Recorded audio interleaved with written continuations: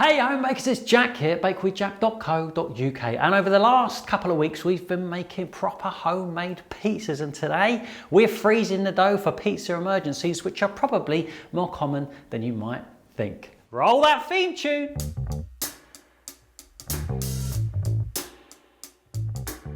Hello to you all and welcome back to the Bake with Jack YouTube channel, where I make videos to help you make bread, and making your own pizzas is cool, right? But can you freeze the leftover dough to use again another time? Well, I'm glad you asked. The answer is yes. And after I show you the best way I found to do it, I'm going to show you a few ways to defrost it when you need it. Cut to the table.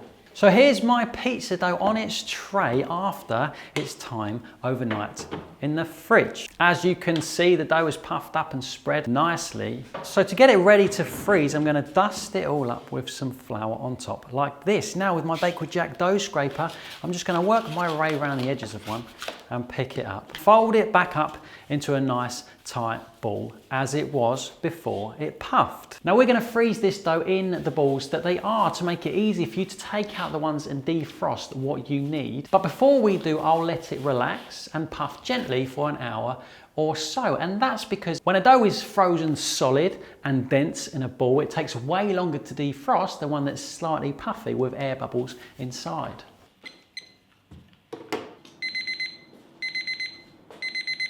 Now you can see after an hour in this very overexposed light, yeah, I know I'm working on that. They have relaxed, puffed up a little bit, just as much as what I need. I'm put the lid back on, and now I'm going to transfer them to the freezer, and they'll likely take around 4 hours or so to freeze up nice and solid. And here they are from the freezer, and if you look really closely, you may see a mistake I made here, which is that they are stuck solid to the tray, and they're taking quite a little bit of effort to get them off. Normally I do them on a metal non-stick tray because it's smaller. You can do that, or another way to do it is to put parchment paper down on your tray before you freeze those balls, and then they'll come off way easily.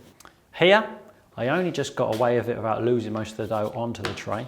And now that I've loosened them all, I'm just going to take them off and show you one as if they were never stuck to the tray in the first place. Look at that. Frozen puck of pizza dough ready to go. Now I'm gonna get myself a big Ziploc freezer bag, and with a permanent marker I'm just gonna write today's date and what is in the bag on the outside of the bag, because so many times I think to myself, I'll remember what that is, and I never remember what that is. Now they are frozen solid, I can put them in the bag nicely and they won't stick to one another, they'll be fine, and they'll last for ages in the freezer. I don't know how long, a month perhaps as a guideline. Seal that bag up nicely and pop it back in the freezer for whenever you need it. Now there's a few different ways you can defrost these, and what you choose to do, it will depend on how practical you need it to be, how quickly you need them, and what fits in with your schedule. The first two ways I'm going to show you here are probably the easiest, but they'll take their sweet time. Pop a little bit of dust on your tray and put them, as many pizza bases as you like,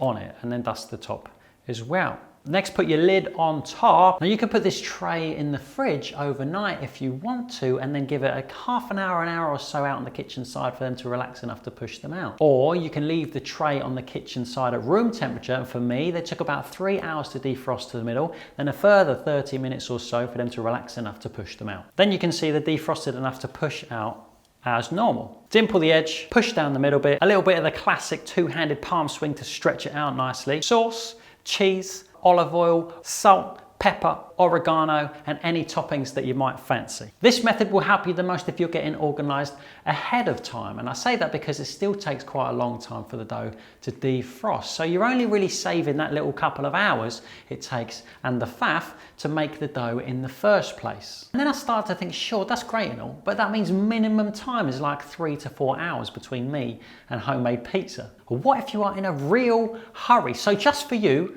I went against all my internal instincts and tried something out in the microwave, and it actually came out okay. And here's how I did it. First I got a plate and put a little bit of dust on it, and then I got the pizza base and put it upside down on the plate with another little bit of dust on the top. The reason I did it upside down, because when I did it flat side on the flat plate, it got too warm underneath where it was in contact with the plate, and then it got a little bit overdone. I'm going to pop it in my microwave on the defrost setting. Mine is 800 watts, and the defrost setting 2 allows me to set it to whatever time I need. I set it to 2 minutes and 40 seconds. Then out of the microwave and back on the table, you can see from the dough that it's not completely defrosted all to the middle. The middle is still frozen and the edge is nice and soft. Now if I took it any further, and I'll show you that in a bit, it would have got too warm around the edge. So instead what I'm going to do is leave it here with a timer on top for 30 minutes to allow it to just go the rest of the way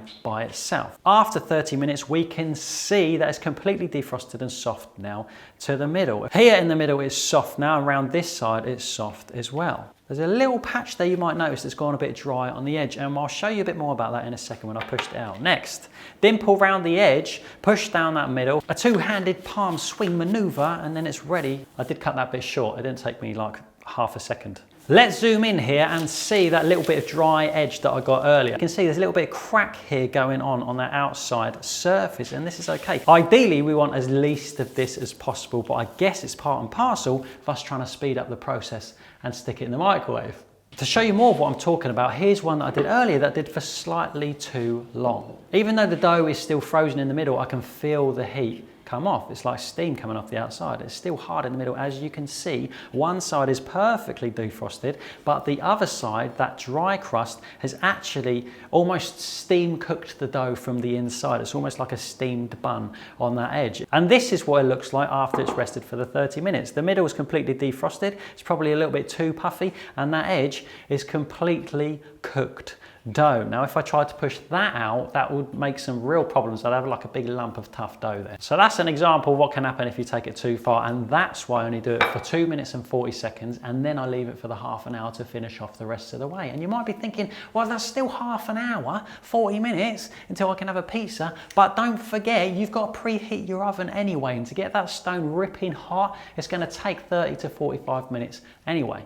So if you're in a real hurry, in a proper pizza emergency, you're hungry and you're hungry right now, the microwave is an acceptable way to go. It doesn't make me feel a little bit weird to put stuff in the microwave like that, but I'll get over it. You're not going to win any prizes, but still you can have a nice pizza for dinner.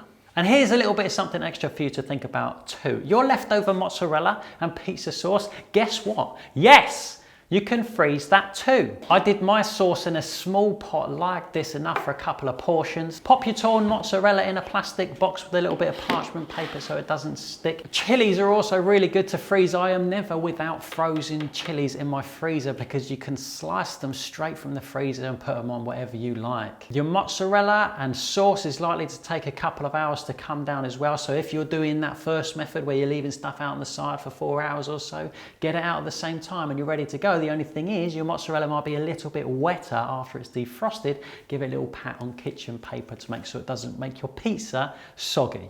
And now, with this new information at your fingertips with the intended purpose to salvage leftovers, you now also have the power to employ a secret tactic only for those in the know that I like to creatively call make extra on purpose. Next time you make pizza, double everything up. Make 10 instead of 5 with your future self in mind. A bright future of faff-free, delicious homemade pizza is within your grasp. Make that dream a reality. And if there's one thing this past year has taught me, it's that sometimes it's a good idea to prepare for the worst. Pizza emergencies are very real, people.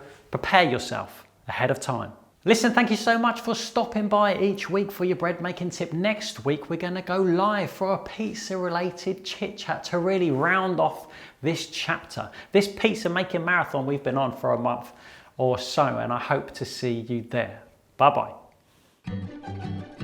And there you have it. Thank you so much for being here. There is so much we could say about pizzas that we are in danger of staying on pizzas forever. So next week, join us for the live pizza chat where I'll be going over a few of your questions that came in over the past few weeks. I look forward to seeing you there. Bye-bye.